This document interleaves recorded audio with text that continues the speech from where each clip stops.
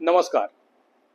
आज के इस वीडियो में आप जानेंगे आग के बारे में कि आग क्या है, जिसे अंग्रेजी में फायर कहा जाता है और हमारे हिंदुस्तान में अग्नि देवता भी कहा जाता है। आप जानेंगे कि आग क्यों लगता है और इसे कैसे बुझाया जा सकता है। आप जानेंगे कि कैसे आग से बचा जा सकता है। ये जानकारी आपके बड़े काम की हो सकती है, क्योंकि आग से सभी जनों का नाता है। चाहे आप घर में हो, दुकान में हो, फैक्ट्री में हो या किसी और भी स्थान पे हो, हर जगह आग का खतरा बना रहता है। और आए दिन टीवी न्यूज में आग से हुई हादसाएं सुनने को भी मिलती रहती है। आप जितना आग को जानेंगे उतना ही आप आग से बच पाने के उपाय को भी जान पाएंगे। इसलिए वीडियो को पूरा देखें और अंत तक जरूर बने रहें। और अगर आप हमारे चैनल के सब्सक्राइबर नहीं हैं तो प्लीज ऐसे जानकारी के लिए चैनल को सब्सक्राइब करें। अगर इतिहास की बात करें तो आग की खोज मानव इतिहास की महत्वपूर्ण घटनाओं में से एक है। इसका उपयोग लगभग 1.5 मिलियन वर्ष पहले शुरू हुआ था और यह पाषाण युग से कांस्य युग तक मानव सभ्यताओं को आगे बढ़ाने में सहायता रहा है। आग की खोज ने न केवल मानव को गर्मी और प्रकाश प्रदान किया, बल्कि भोजन पकाने और शिकार करने में भी मदद की, जिससे मानव विकास में महत्वपूर्ण योगदान मिला। भोजन पकाने, गर्मी और प्रकाश प्रदान करने और शिकारियों से सुरक्षा प्रदान करने के अलावा आग ने सामाजिक संबंधों को भी प्रभावित किया। यदि आग की खोज नहीं होती तो मानव समाज आज की तुलना में अलग होता और संभवतः छोटे अधिक अलग अलग समुदायों में रहता। आग के बिना जीवन आज की तुलना में बहुत अलग और कठिन होता। मनुष्य के लिए भोजन पकाने, सर्दी से बचने और रात में प्रकाश के स्रोतों के रूप में आग का उपयोग एक महत्वपूर्ण खोज थी। इसके बिना जीवन में कई मूलभूत सुविधाएं और सुरक्षा के साधन नहीं होते। आग की खोज का सटीक समय तो ज्ञात नहीं है, लेकिन माना जाता है कि यह प्राकृतिक रूप से लगने वाली आग के प्रेक्षण से शुरू हुई, जैसे कि बिजली द्वारा लगी आग या ज्वालामुखी से निकलने वाली आग। इसके बाद मनुष्यों ने पत्थरों को रगड़कर या लकड़ी को घर्षण करके आग उत्पन्न करने के तरीके सीखे। अगर सारांश कहा जाए तो आग के बिना मनुष्य का जीवन अधिक कठिन, असुरक्षित और सीमित होता। आग ने मानव विकास को गति दी और हमें एक आधुनिक समाज बनाने में मदद की। जब आग को कंट्रोल वे में यूज किया जाए तो आग फायदेमंद है, लेकिन यही आग जब अनकंट्रोल हो जाता है तो एक विनाशकारी शक्ति का रूप ले लेता है, जो जान माल दोनों को नुकसान पहुंचा सकती है। आग लगने पर गर्मी, धुआं और जहरीली गैसें पैदा होती है, जो स्वास्थ्य के लिए हानिकारक है और संपत्ति को भी नुकसान पहुंचाती है। आग की दुर्घटनाएं पीड़ितों और पूरे देश दोनों को गहरा जख्म छोड़ जाती है। यह कई सूत्रों से पता चला है कि भारत में अब तक लगभग 1.6 मिलियन आग दुर्घटनाएं दर्ज की गई है, जिसमें 27,027 आग दुर्घटनाओं में मौतें हुई है। सबसे ज्यादा पीड़ित 10 साल से कम उम्र के बच्चे और 60 साल से ज्यादा उम्र के बुजुर्ग थे, यानी कि आग कमजोर दर्जे के लोगों को शिकार आसानी से बना लेता है। आग साधारण से असाधारण कब बन जाएगा कोई नहीं जानता। आग के प्रति आपकी जानकारी ही आग से होने वाले नुकसान से बचा सकती है, या आपको पहले से सावधान कर सकती है, या आप जानकारी से आग में काबू पा सकते हैं। इसलिए आग की जानकारी आपके लिए महत्वपूर्ण होनी चाहिए।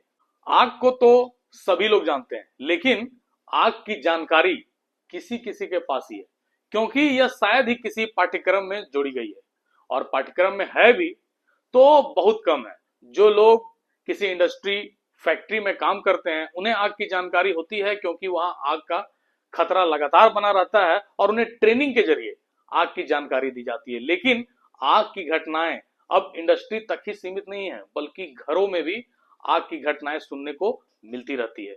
इसलिए इस वीडियो में मैं कोशिश करूंगा कि आपको आग की पूर्ण जानकारी आसान शब्दों में बता सकूं। सबसे पहला क्वेश्चन है कि आग क्या है। हम जिस आग के बारे में बात कर रहे हैं वो है क्या। तो मैं सबसे पहले बता दूं कि वैदिक साहित्य में आग को एक शक्तिशाली, पवित्र और परिवर्तनकारी तत्व माना जाता है, जिसका उपयोग प्यूरिफिकेशन, प्रकाश, ज्ञान और परिवर्तन के लिए किया जाता है। लेकिन अगर साइंस की बात करें तो आग एक रासायनिक प्रतिक्रिया है जिसमें पदार्थ यानी कि ईंधन, हवा यानी कि ऑक्सीजन और पर्याप्त गर्मी एक निश्चित अनुपात में एक साथ मिलकर आग को जन्म देता है। और इस रासायनिक प्रतिक्रिया के होने से गर्मी और प्रकाश प्राप्त होता है।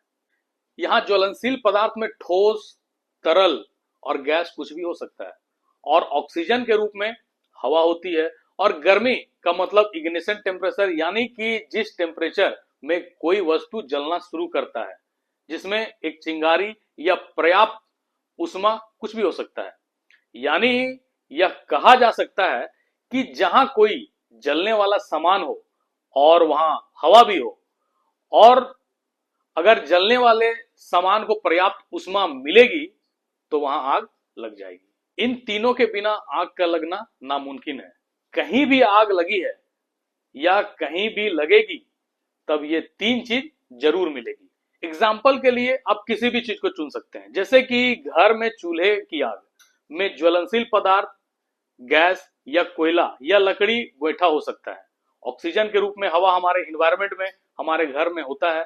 और पर्याप्त गर्मी के लिए हम लोग माचिस, लाइटर का इस्तेमाल करते हैं। जरा सोचिए, क्या इन तीनों में किसी भी एक के बिना आपने कभी आग लगाया है क्या?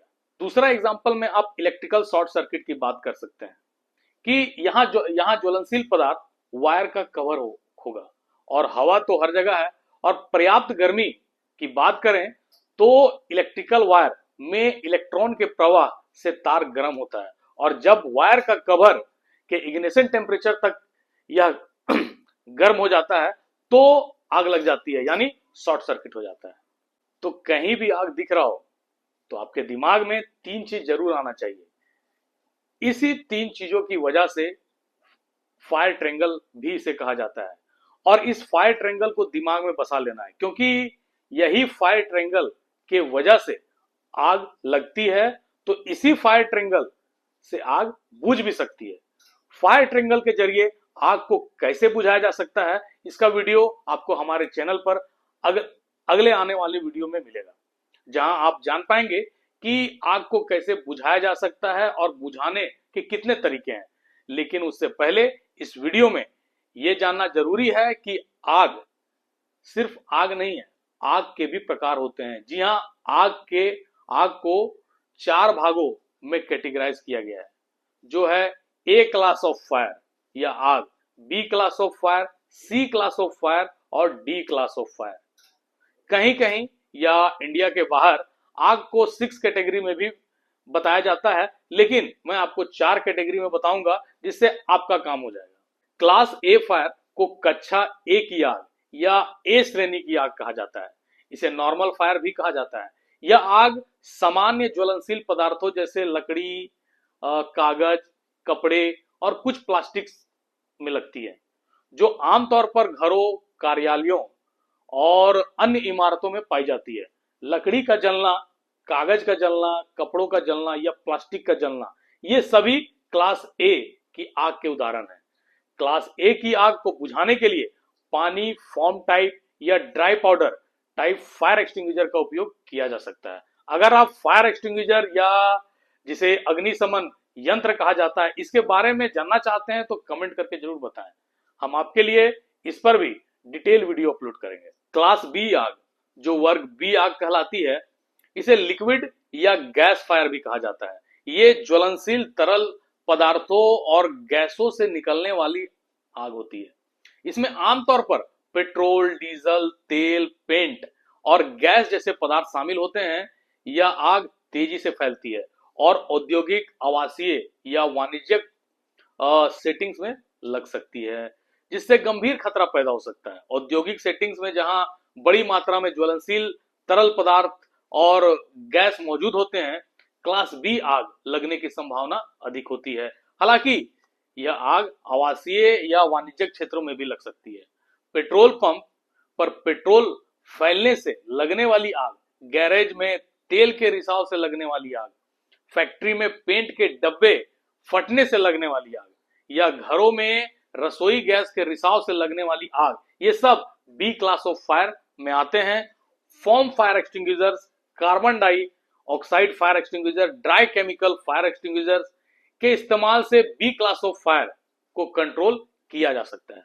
क्लास सी की आग का मतलब है बिजली के उपकरणों, तारों और सर्किट ब्रेकर से लगने वाली आग।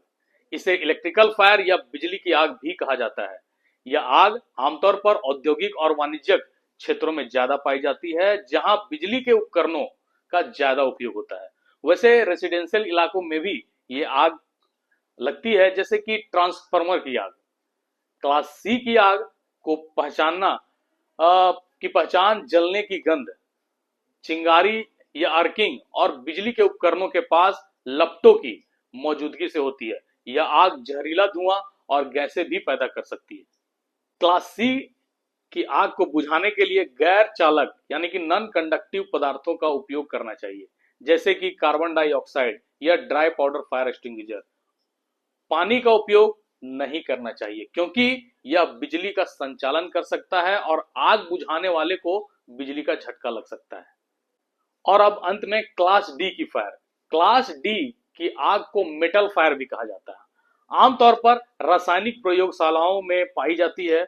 इस प्रकार की आग मैग्नीशियम, टाइटेनियम और पोटेशियम जैसे ज्वलनशील धातुओं से जलती है।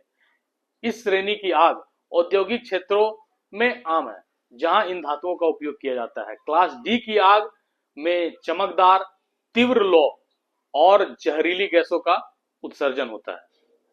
इस वीडियो में आपने जाना आग को और आग के प्रकार को।